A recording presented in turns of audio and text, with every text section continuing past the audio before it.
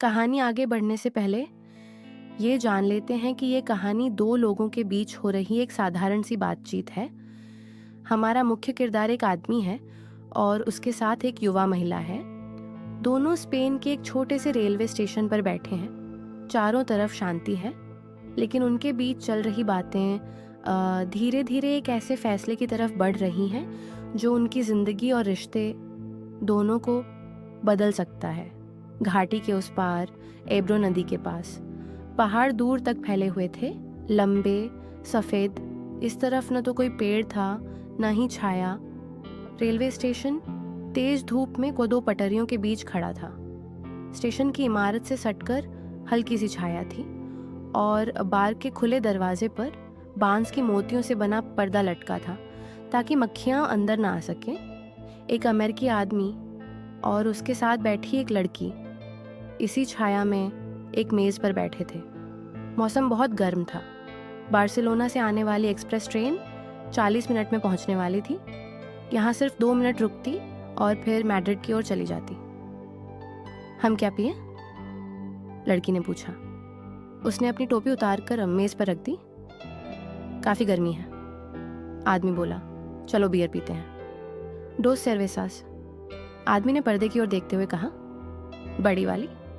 दरवाजे से एक औरत की आवाज़ आई। हाँ, 2 बड़ी। औरत 2 गिलास बियर लेकर आई और उनके नीचे रखने के लिए 2 फेल्ट पैड भी। उसने सब मेज़ पर रखा और आदमी और लड़की को देखा। लड़की फिर से दूर पहाड़ियों की तरफ देखने लगी। धूप में वे पहाड़ सफ़ेद चमक रहे थे और आसपास की ज़मीन भूरी और सूखी थी। ये पहाड़ सफ़ेद हाथियों जैसे लगते हैं, लड़की बोली। मैंने कभी सफ़ेद हाथी नहीं देखा, आदमी ने बियर पीते हुए कहा। नहीं, तुमने नहीं देखा होगा।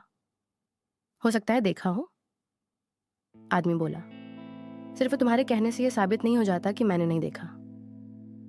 लड़की ने बांस के मोतियों वाले पर्दे को देखा। इस पर कुछ लिखा है, वो बोली। क्या लिखा है? अनिस डेल टोरो, आदमी ने कहा। ये एक ड्रिंक है, क्या हम ये ट्राई कर सकते हैं?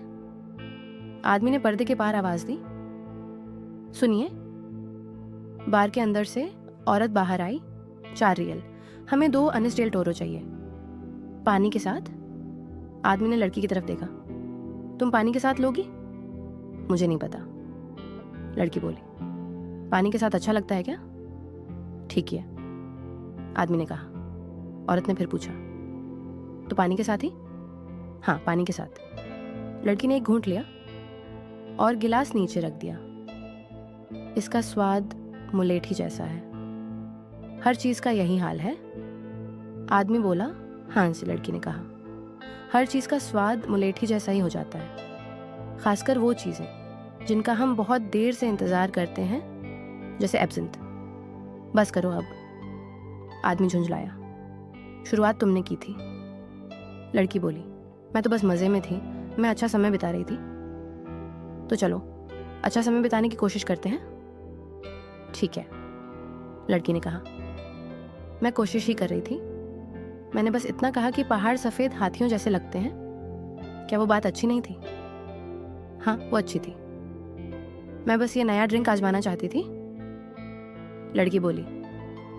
हम यही तो करते हैं ना, चीज़ों को देखते हैं और नए ड्रिंक ट्राई करते हैं। शायद हाँ। लड़की ने फिर से सामने दूर पहाड़ियों की तरफ देखा। ये पहाड़ बहुत खूबसूरत है, लड़की बोली। असल में ये सफ़ेद हाथियों जैसे दिखते भी नहीं। मैं बस पेड़ों के बीच से दिख रहे इनके रंग की बात कर रही थी। एक और ड्रिंक ले लें? आदमी ने पूछा। ठीक है। गरम हवा चली और बांस के मोतियों वाला पर्दा मेज से टकराने लगा। बियर काफ़ी ठंडी है, आदमी बोला। बहुत अच्छी है, लड़की ने कहा। यह सच में बहुत ही आसान सी चीज़ है, जिग, आदमी बोला। यह असल में ऑपरेशन भी नहीं है। लड़की ने ज़मीन की तरफ देखा जहां मेज़ के पाए टिके हुए थे। मुझे पता है, तुम्हें इससे कोई दिक्कत नहीं होगी जिग। ये कुछ भी नहीं है, बस हवा अंदर जाने देते हैं। लड़की ने कुछ नहीं कहा। मैं तुम्हारे साथ चलूँगा, पूरे वक़्त तुम्हारे पास रहूँगा, वो बस हवा अंदर जाने देते हैं और फिर सब कुछ बिल्कुल सामान्य हो जाता है। और उसके बाद हम क्या करेंगे? लड़की ने पूछा। उसके बाद सब ठीक हो जाएगा, आदमी बोला, बिल्कुल वैसा ही जैसे पहले था। तुम्हें ऐसा क्यों लगता है? क्योंकि यही एक चीज़ है जो हमारे बीच परेशानी बन रही है। यही एक वजह है जिसने हमें दुखी किया है। लड़की ने फिर से पर्दे की तरफ देखा, हाथ बढ़ाकर मोतियों की 2 लड़ियां पकड़ लीं। और तुम्हें लगता है कि इसके बाद हम ठीक हो जाएंगे और खुश रहेंगे? मुझे पूरा यकीन है, आदमी बोला। तुम्हें डरने की ज़रूरत नहीं है। मैं ऐसे बहुत से लोगों को जानता हूँ जिन्होंने ये किया है। मैं भी जानती हूँ, लड़की बोली। और उसके बाद वो सब बहुत खुश थे। देखो, आदमी ने कहा, अगर तुम नहीं चाहती तो ज़रूरी नहीं है। मैं कभी नहीं चाहूँगा कि तुम कुछ ऐसा करो जो तुम नहीं चाहती, लेकिन मुझे पता है ये बिल्कुल आसान है और तुम सच में चाहते हो। मुझे लगता है यही सबसे अच्छा है, आदमी बोला। लेकिन अगर तुम सच में नहीं चाहती तो मैं नहीं चाहता कि तुम ऐसा करो। और अगर मैं ये कर लूँ, लड़की ने पूछा, तो तुम खुश रहोगे, सब कुछ पहले जैसा हो जाएगा और तुम मुझसे प्यार करोगे? मैं अभी भी तुमसे प्यार करता हूँ, आदमी बोला। तुम जानती हो? मुझे पता है, लड़की ने कहा। लेकिन अगर मैं ये कर लूँ तो क्या फिर सब अच्छा हो जाएगा? अगर मैं कहूँ कि चीज़ें सफ़ेद हाथियों जैसी लगती हैं तो तुम्हें अच्छा लगेगा? मुझे बहुत अच्छा लगेगा, आदमी बोला। अभी भी लगता है, बस मैं उसके बारे में सोच नहीं पाता। तुम जानती हो, जब मैं चिंता करता हूँ तो कैसा हो जाता हूँ। अगर मैं ये कर लूँ, लड़की ने पूछा, तो तुम कभी चिंता नहीं करोगे?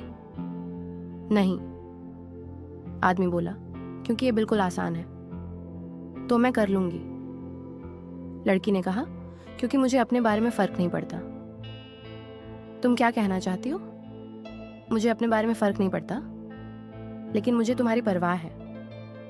हाँ, लड़की बोली, लेकिन मुझे अपनी परवाह नहीं है। मैं ये कर लूंगी और फिर सब कुछ ठीक हो जाएगा।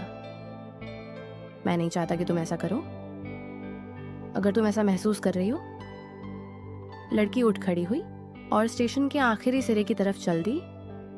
दूसरी ओर अनाज के खेत फैले हुए थे।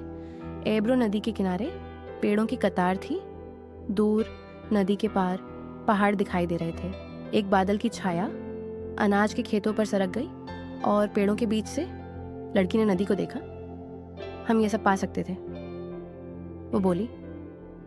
हम सब कुछ पा सकते थे और हर दिन हम इसे और ज़्यादा नामुमकिन बना देते हैं। तुमने क्या कहा? आदमी ने पूछा। मैंने कहा, हम सब कुछ पा सकते थे। हम सब कुछ पा सकते हैं। नहीं, लड़की बोली, हम नहीं पा सकते। हम पूरी दुनिया पा सकते हैं। नहीं, लड़की ने कहा, हम नहीं पा सकते। हम हर जगह जा सकते हैं। नहीं, लड़की बोली, हम नहीं जा सकते। अब वो हमारी नहीं रही, वो हमारी है। नहीं, वो हमारी नहीं है। और एक बार जब वो छीन ली जाती है तो फिर कभी वापस नहीं मिलती। लेकिन अभी तो उन्होंने छीनी नहीं है। इंतजार करके देखेंगे। चलो फिर से छाया में चलो, आदमी बोला। तुम्हें ऐसा महसूस नहीं करना चाहिए। मुझे कुछ महसूस नहीं हो रहा, लड़की ने कहा। मैं बस चीजों को जानती हूँ। मैं नहीं चाहता कि तुम कुछ ऐसा करो जो तुम नहीं चाहती या जो मेरे लिए अच्छा ना हो। लड़की ने बात पूरी की। मुझे पता है। क्या हम एक और बियर ले सकते हैं? ठीक है, लेकिन तुम्हें समझना होगा। मैं समझती हूँ, लड़की बोली। क्या हम शायद बात करना बंद कर सकते हैं? वे दोनों फिर से मेज पर बैठ गए। लड़की ने घाटी के उस सूखे हिस्से की पहाड़ियों को देखा और आदमी उसे और मेज को देखने लगा। तुम्हें समझना होगा, आदमी बोला, कि अगर तुम नहीं चाहती तो मैं नहीं चाहता कि तुम ऐसा करो। अगर ये तुम्हारे लिए कुछ मायने रखता है तो मैं इसके साथ जाने को तैयार हूं। क्या ये तुम्हारे लिए कुछ भी मायने नहीं रखता? लड़की ने पूछा। हम जैसे तैसे निभा सकते थे, बिल्कुल रखता है, आदमी बोला। लेकिन मैं तुम्हारे अलावा किसी और को नहीं चाहता। मैं किसी और को नहीं चाहता, और मुझे पता है ये बिल्कुल आसान है। हाँ, लड़की बोली, तुम्हें पता है कि ये बिल्कुल आसान है, तुम ऐसा कह सकती हो। आदमी बोला, लेकिन मुझे सच में पता है। क्या तुम मेरे लिए अब एक काम करोगे? लड़की ने पूछा। मैं तुम्हारे लिए कुछ भी करूंगा। क्या तुम प्लीज बात करना बंद कर दोगे? आदमी ने कुछ नहीं कहा। वो बस स्टेशन की दीवार के पास रखे बैग्स को देखने लगा। उन पर उन सभी होटलों के लेबल लगे थे जहां जहां वे दोनों कभी रुके थे। लेकिन मैं नहीं चाहता कि तुम ऐसा करो, आदमी बोला। मुझे इसकी बिल्कुल परवाह नहीं है, मैं चिल्ला दूंगी, लड़की ने कहा। उसी वक्त औरत पर्दे के पीछे से बाहर आई।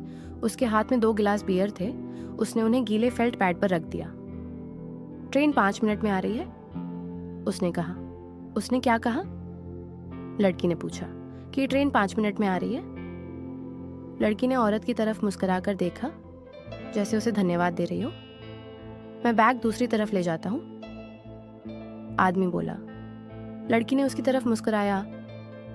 ठीक है, फिर वापस आ जाना, हम बियर खत्म कर लेंगे। आदमी ने दोनों भारी बैग उठाए और स्टेशन घुमाकर दूसरी पटरियों की तरफ ले गया। उसने ट्रैक की ओर देखा, लेकिन ट्रेन अब भी दिखाई नहीं दे रही थी। वापस आते हुए वो बार के अंदर से गुजरा, जहां लोग ट्रेन का इंतजार करते हुए पी रहे थे। उसने बार पर एक अनिस लिया और लोगों को देखा। सब शांति से ट्रेन का इंतजार कर रहे थे। वो फिर से बांस के मोतियों वाले पर्दे से बाहर आया। लड़की मेज पर बैठी थी और उसे देखकर मुस्कुरा दी। अब बेहतर लग रहा है? आदमी ने पूछा। मुझे बिल्कुल ठीक लग रहा है, लड़की बोली। मुझे कुछ भी नहीं हुआ है, मैं बिल्कुल ठीक हूँ।